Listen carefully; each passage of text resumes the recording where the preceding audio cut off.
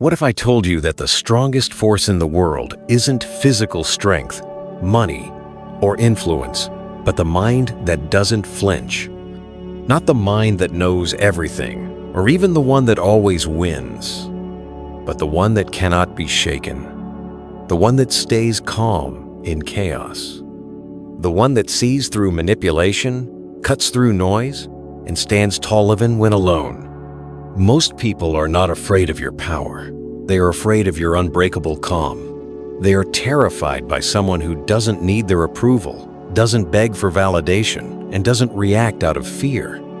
This kind of mind is rare, but it can be built.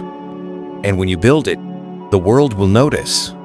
Not always with admiration, sometimes with discomfort, because nothing is more unsettling than someone who can't be controlled.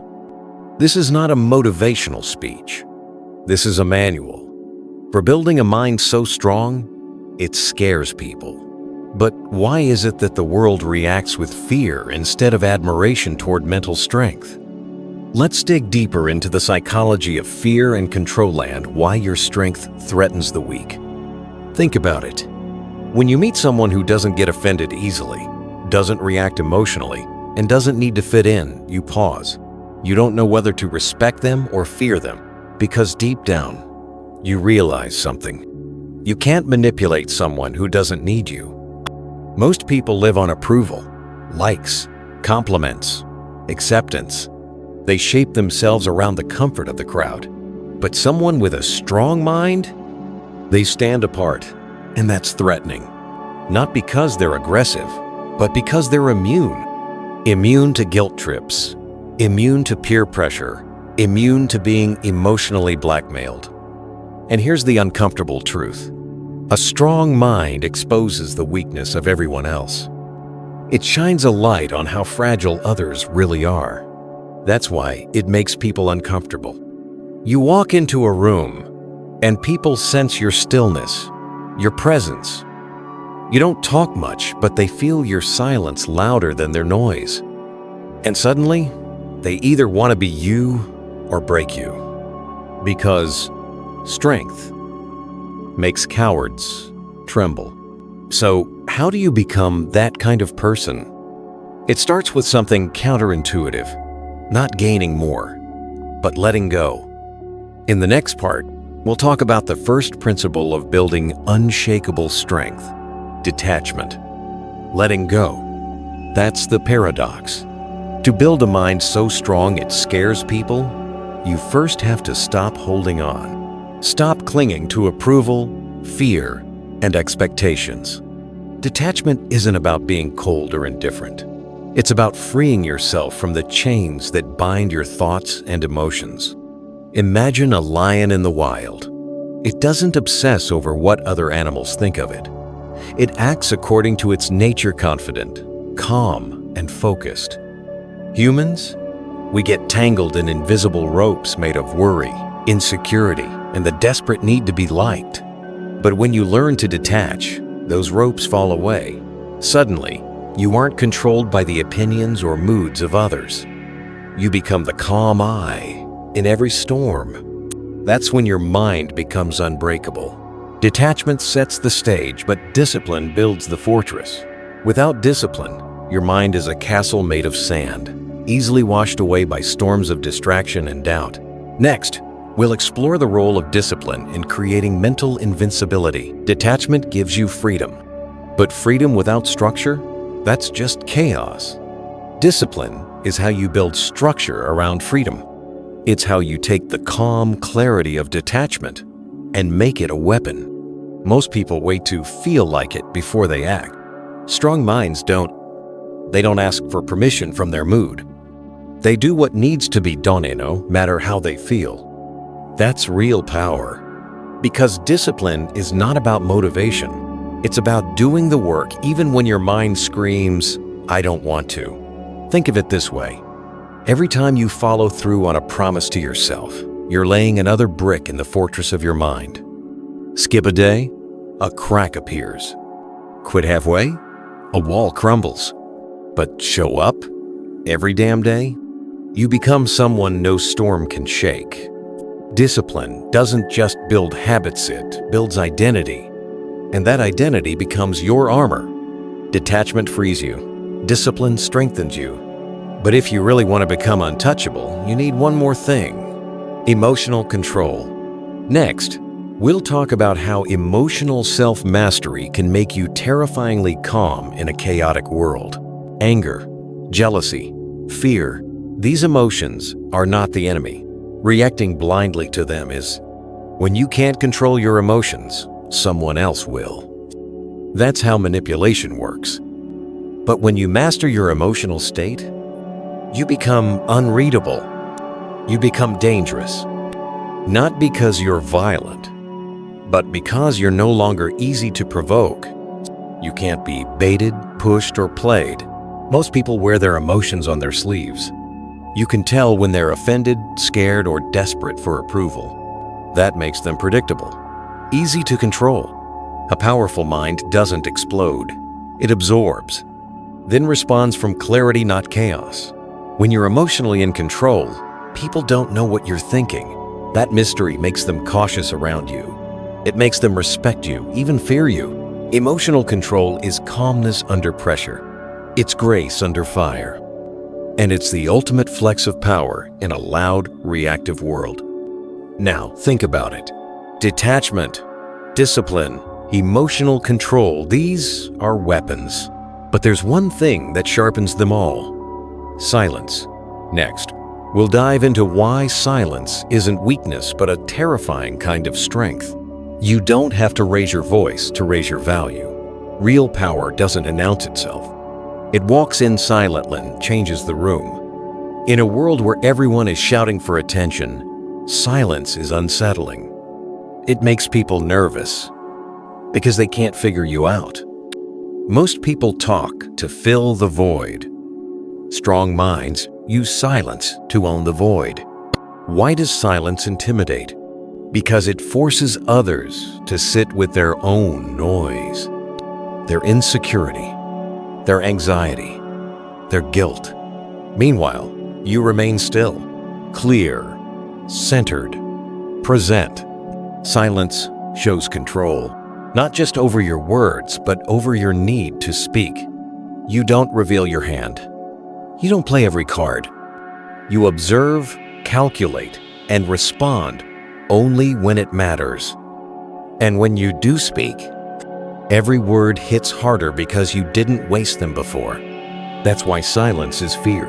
It signals that your thoughts are sharp enough not to need constant validation. So what happens when you combine detachment, discipline, emotional control, and silence? You become solid. You become still. But now, there's one more layer: strategy. The mind that wins isn't just strong, it's smart. In the next part, we'll talk about how thinking like a strategist turns you from reactive to unstoppable. Strength without strategy is wasted energy. Most people react, few plan. But the smartest minds, they don't move without a map. A strong mind doesn't just survive the chaos, it designs the battlefield. It doesn't rush into fights, it chooses them with timing, precision, and purpose. You win not by being the loudest, but by being 10 steps ahead. Strategic thinkers study patterns. They read people. They know when to speak, when to step back, and when to strike.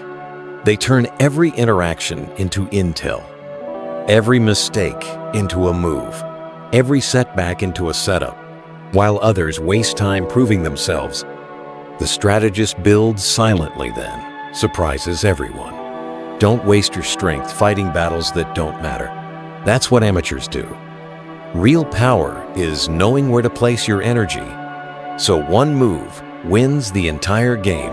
Remember, lions don't chase rats, not because they can't, but because it's not worth it. Strategy makes your mind powerful. But what keeps it sharp? Solitude. You can't think clearly in constant noise. That's why the most dangerous minds retreat to think in peace. Next, we'll explore why solitude isn't isolation, it's elevation. A strong mind is not shaped in the crowd. It's forged in silence, in solitude, in stillness. Most people fear being alone because when the noise fades, their inner chaos gets loud. Their insecurities, their regrets, their emptiness all come knocking. But deep thinkers, they don't just tolerate solitude, they seek it. Not to escape the world, but to understand it. Not to hide from others, but to meet themselves.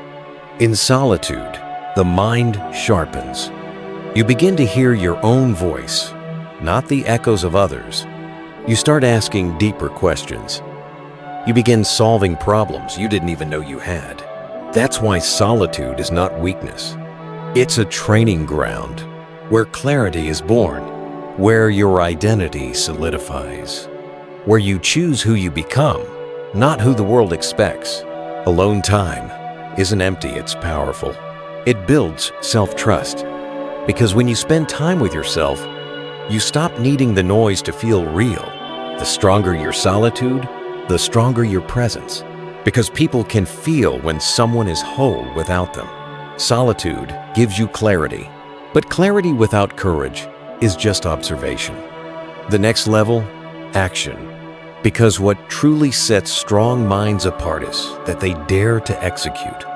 In the next part, we'll uncover the fearless mindset of those who act while others hesitate. Here's a truth most people avoid. The world isn't waiting to give you permission. It's waiting to see if you'll take responsibility. The strongest minds don't ask, "Can I?" They say, "Watch me." While others hesitate, overthink, and doubt themselves into paralysis, the fearless mind moves. It understands that momentum beats perfection. That done is better than perfect. Courage doesn't mean the absence of fear. It means fear is there, but it doesn't control the steering wheel. You want to build a mind that scares people? Be the one who takes the shot before the world says it's okay. Be the one who builds when there's no applause. Be the one who leads even when the path is unclear. Action is how you signal strength. It shows you don't just dream, you execute. You don't wait for the system to approve your vision. You build it anyway. Most people are waiting for green lights, but the dangerous ones? They know how to run through the yellow and make a way where there is none. But action alone isn't enough. What separates true power is not just how fast you move, but how deeply you understand yourself. Next, we dive into self-mastery, the art of ruling your inner world so no one else can rule it for you. True power doesn't come from dominating others. It comes from dominating yourself. Most people are controlled by invisible forces. Impulses, moods, insecurities, childhood wounds. They react without awareness. They lash out. They break down. And they think it's just who they are. But a strong mind knows better. A strong mind is like a kingdom, and you are the king, not the servant. You don't let emotions run the show. You observe them, you sit with them, but you don't obey them blindly. Self-mastery means you don't get dragged by urges. You don't fight every battle. You don't react to every insult because you're too busy protecting your peace. It means being calm when chaos surrounds you. It means choosing silence when your ego screams. It means walking away not because you're weak, but because you value your energy more than your pride. A mind that masters itself is untouchable. It can't be baited. It can't be broken. It doesn't need validation, praise, or drama. That's terrifying to people who can't even sit with their own thoughts. But mastering yourself isn't just about what you avoid. It's also about what you build. In the next part, we'll explore the power of mental architecture. How to design beliefs, systems, and habits so strong they carry you when motivation fades. Motivation is a liar. It's loud in the morning and silent by noon. It whispers promises but rarely stays to help you finish. But systems? Systems don't care how you feel. Systems work when you're tired. They work when you're sad. They work when life is punching you in the face. That's what separates the disciplined from the dreamers. Dreamers rely on emotion. The disciplined rely on architecture. Strong minds don't hope they'll feel like doing the work. They build routines so solid that the work does itself. No questions, no bargaining, just execution. Your environment becomes your ally. Your calendar becomes a weapon. Your habits become soldiers that march even when you sleep. You don't need hype, you need a blueprint. You don't chase motivation, you engineer momentum. Because when emotions collapse, structure holds the line. Build a mind that runs on design, not on feelings, and the world will wonder how you never stop. But a strong system needs a strong identity behind it. Without identity, discipline fades. Without identity, success feels empty. In the next part, we'll uncover the power of identity shifting, how to become the kind of person your future demands. The strongest minds don't just build systems. They become someone new to support those systems. You can't just do what a disciplined person does. You have to become that disciplined person. You can't just copy what the focus do. You have to embody focus itself. This is the power of identity shifting. When you upgrade your self-image, your behavior follows automatically. The question isn't, what should I do today? The question is, what would a person like that do right now? What would a focused, unshakable, mentally dangerous version of you do? What would the future you, the powerful, calm, relentless one choose? Speak like them, walk like them, think like them, until one day, you're not pretending anymore. You are that person. Identity isn't found. Identity is built brick by brick, with every small, unsexy decision you make when no one's watching. That's where real transformation begins. Not in public, but in private, silent victories. Change your actions, and you'll see progress. But change your identity, and you'll never go back. So now you understand. A strong mind is not loud. It's not arrogant. It doesn't scream for attention. It moves in silence. It prepares. It observes. It thinks 5 steps ahead. It walks into a room and shifts the energy without saying a word.